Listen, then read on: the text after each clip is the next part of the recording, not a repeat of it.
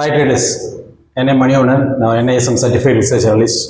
நம்ம இந்த வீடியோவில் என்ன பார்க்க போகிறோம் அப்படின்னு பார்த்தீங்கன்னா, என்னோட post close report plus Nifty and bank Nifty சென்செக்ஸோட இம்பார்ட்டன்ட் சப்போர்ட் அண்ட் ரெசிஸ்டன்ஸ் என்ன நாளைக்கு, ப்ளஸ் இம்பார்ட்டன்ட் ஸ்டாக் பிக்ஸ் என்ன இருக்குது அப்படிங்கிறத பற்றி நம்ம இந்த வீடியோவில் பார்க்க போகிறோம்.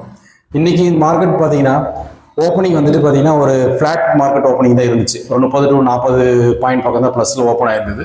ப்ளஸ் அங்கேருந்து பார்த்தீங்கன்னா ஒரு 10 காலத்தில் பார்த்தீங்கன்னா ஒரு 150-160 பாயிண்ட் வந்துட்டு ப்ளஸில் போயிட்டு ஒரு ரேஞ்ச் பவுண்ட்லேயே ட்ரேட் ஆகி இன்னைக்கு வந்துட்டு பார்த்தீங்கன்னா ரொம்ப நாளைக்கு அப்புறம் ஒரு 24,005 வந்து நிஃப்டி வந்துட்டு ஸ்பாட் க்ளோஸ் ஆகிருக்கு. ஸோ இது வந்து 24,000 வந்து மேலே வந்து க்ளோஸ் ஆகிருக்கிறது பார்க்கும்போது இது கொஞ்சம் ஹெல்த்தியான விஷயம் தான் இது மார்க்கெட்டுக்கு. ஓகே, இந்த வீடியோ போகிறதுக்கு முன்னாடி பார்த்தீங்கன்னா நம்ம குளோபல் அப்டேட்ஸ் பார்த்துடலாம். நேற்று பார்த்தீங்கன்னா யூஎஸ் யூரோப் எல்லாமே பார்த்தீங்கன்னா யூரோப் டேக்ஸ்லாம் பார்த்தீங்கன்னா 380 பாயிண்ட்ஸ் பக்கம் ப்ளஸில் இருந்தது. அதே மாதிரி யூஎஸ் வந்துட்டு நாஸ்டாக், டவ் ஜோன்ஸ் எல்லாமே நல்ல பாசிட்டிவ் ஜோனில் தான் முடிஞ்சுது. ஆனால் என்ன இன்னைக்கு ஓப்பனிங் மார்னிங் பார்த்தீங்கன்னா டவ் ஜோன்ஸ் ஃபியூச்சர்ஸ் மட்டும் மைனஸில் ட்ரேட் ஆகிட்டு இருந்தது. மற்ற யூரோப் ஃபியூச்சர்ஸ் எல்லாமே ஓரளவுக்கு பாசிட்டிவ்லேயே தான் ட்ரேட் ஆகிட்டு இருந்தது. நம்ம மார்க்கெட்டும் அதே மாதிரி குளோபல் எல்லாமே பாசிட்டிவில் இருந்ததுனால நம்ம மார்க்கெட்டும் வந்துட்டு நல்ல பாசிட்டிவில் போய் இன்னைக்கு முடிஞ்சிருக்கு.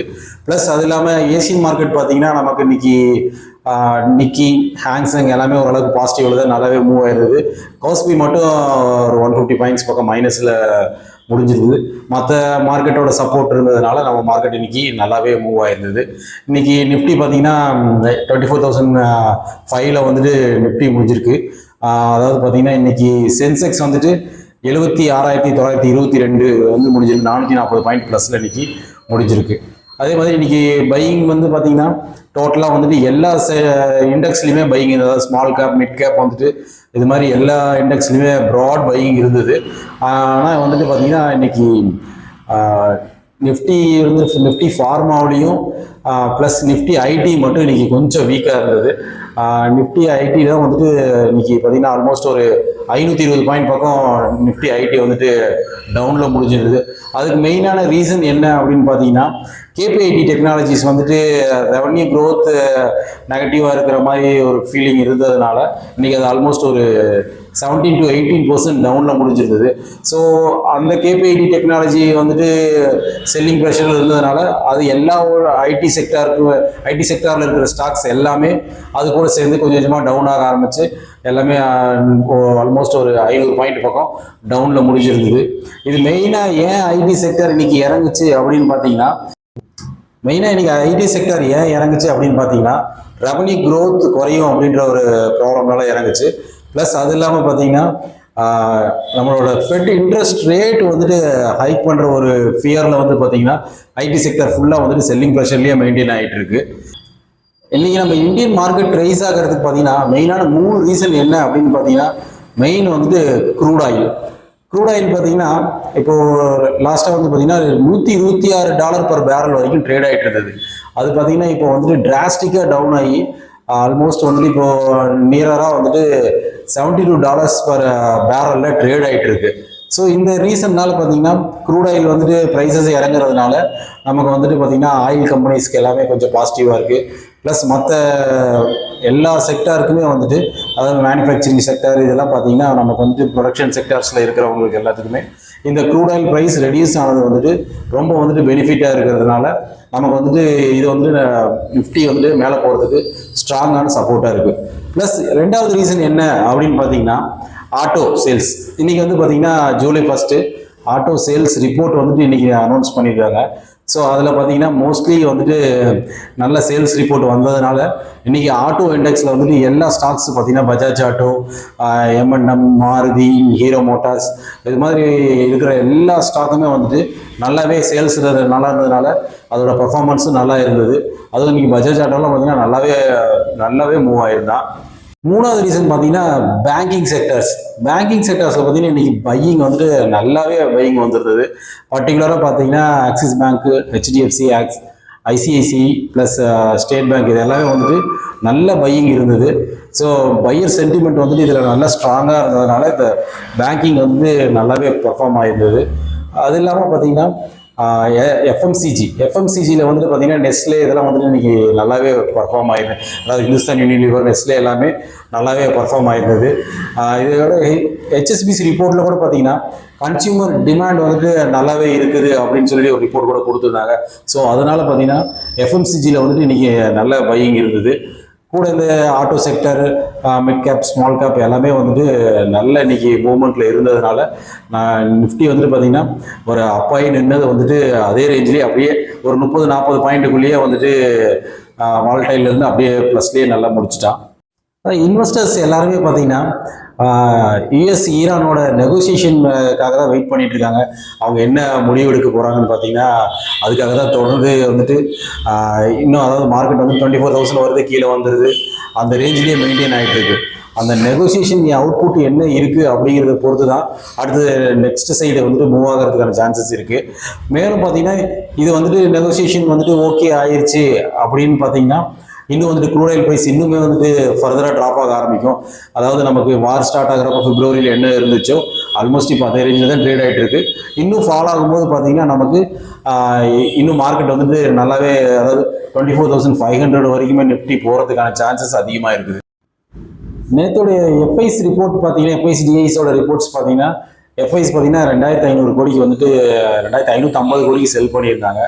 அதே நம்ம டொமஸ்டிக் இன்ஸ்டிடியூஷனல் இன்வெஸ்டர்ஸ் வந்து பார்த்தீங்கன்னா 6,800 கோடிக்கு பை பண்ணியிருந்தாங்க. ஸோ நம்ம இந்தியன் மார்க்கெட்டுக்கு பார்த்தீங்கன்னா இப்போ வந்துட்டு எஃப்ஐஸ் வந்துட்டு மோஸ்ட்லி வந்துட்டு செல் சைட்லேயே தான் மெயின்டைன் பண்ணிட்டு இருக்காங்க. அதே வந்துட்டு நமக்கு டொமஸ்டிக் வந்துட்டு முடிஞ்ச அளவுக்கு எவ்வளோ சப்போர்ட் பண்ண முடியுமோ மார்க்கெட் அவ்வளோ சப்போர்ட் பண்ணிட்டு இருக்காங்க. ஸோ டொமஸ்டிக் இன்வெஸ்டரோட, இன்ஸ்டிடியூஷனல் இன்வெஸ்டரோட சப்போர்ட் இருக்கிறதுனால நம்ம ரீட்டைலர்ஸ்க்கு எல்லாமே இது வந்துட்டு ஒரு நல்ல பாசிட்டிவ் சைடில் இருக்கிறதுக்கு சான்சஸ் அதிகம். கோட்டக் மஹேந்திரா பேங்க் பார்த்தீங்கன்னா டச் பேங்கோடைய ப்ரைவேட் பேங்கிங் மற்றும் வெல்த் மேனேஜ்மெண்ட்டை வந்துட்டு அக்விசிஷன் பண்ணியிருக்கிறாங்க. இது பார்த்தீங்கன்னா ஒரு நல்ல பாசிட்டிவ் நியூஸ் வந்துட்டு கோட்டக் மஹேந்திரா பேங்க்கு. இந்த அக்விசிஷன் மூலமாக பார்த்தீங்கன்னா அவங்களோட HNI clients, asset under management, அப்புறம் ப்ரீமியம் பேங்கிங் சர்வீசஸ் எல்லாமே பார்த்தீங்கன்னா எக்ஸ்பேண்ட் ஆகிறதுக்கான சான்சஸ் வந்துட்டு அதிகமாக இருக்குது. இந்த அக்விசிஷன் வந்துட்டு பார்த்தீங்கன்னா கோட்டக் பேங்கோட லாங் ரன்னுக்கு வந்துட்டு ஒரு பாசிட்டிவ் ப்ரொடக்டிவிட்டி கொடுக்கறதுக்கான சான்சஸ் அதிகமாக இருக்குது. இன்னைக்கு பராஸ் டிஃபென்ஸ் கம்பெனி பார்த்தீங்கன்னா யூஎஸோட டேண்டம் டிஃபென்ஸ் எல்எல்சிங்கிற கம்பெனி கூட ட்ரோன் டெக்னாலஜி ஷேரிங் வந்துட்டு பற்றி அதுக்கான இது வந்துட்டு இன்னைக்கு அக்ரிமெண்ட் சைன் பண்ணியிருக்காங்க. இந்த அக்ரிமெண்ட் மூலமாக பார்த்தீங்கன்னா இந்தியாவில் ட்ரோன் சிஸ்டம் வந்துட்டு நல்லா வந்துட்டு இம்ப்ரூவ் ஆகிறதுக்கான சான்சஸ் இருக்குது. இது டிஃபென்ஸ் சிஸ்டம் வந்துட்டு நம்ம இந்தியன் டிஃபென்ஸ் சிஸ்டம் வந்துட்டு இம்ப்ரூவ் பண்ணுறதுக்கான சான்சஸ் அதிகமாக இருக்குது.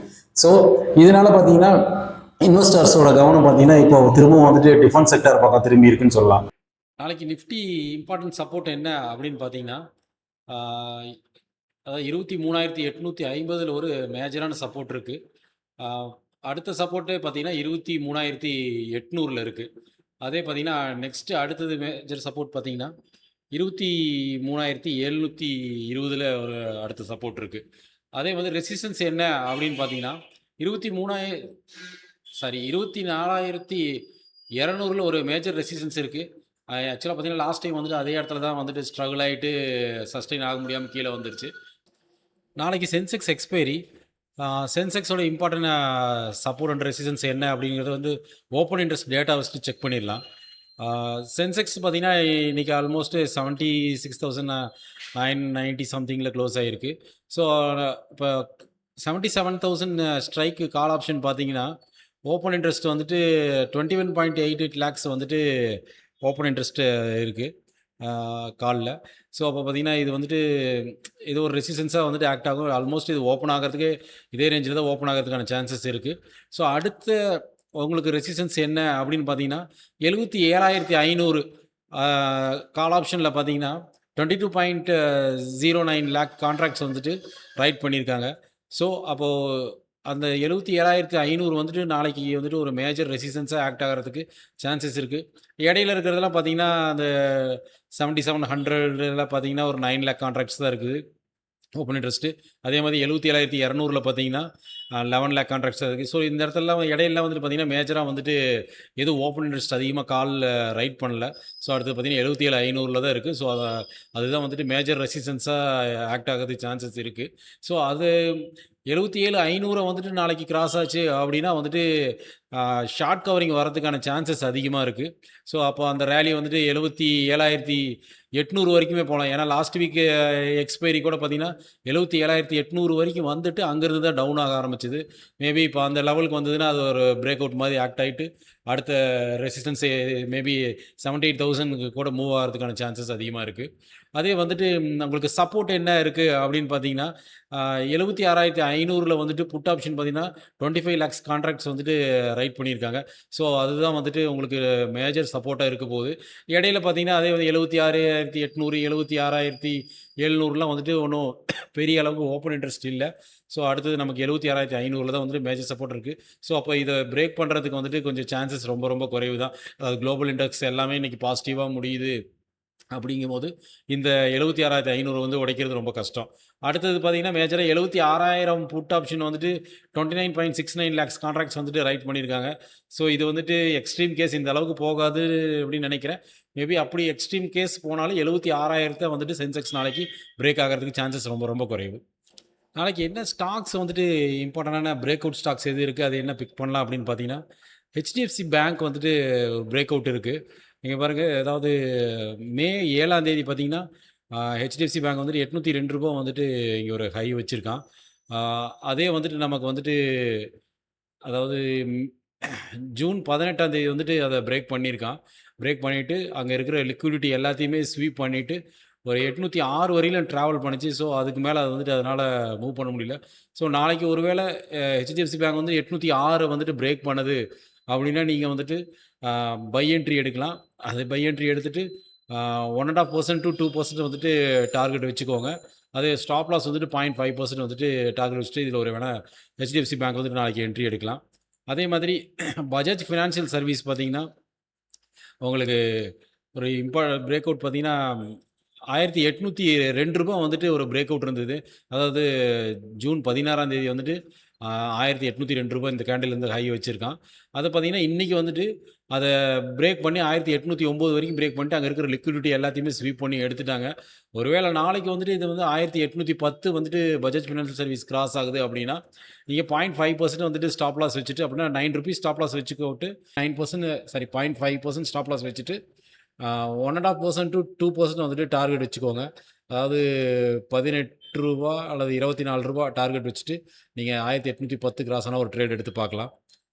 இது மாதிரியான யூஸ்ஃபுல் வீடியோஸ் வேணும் அப்படின்னா இது ஷேர் பண்ணுங்கள், சப்ஸ்கிரைப் பண்ணிக்கோங்க.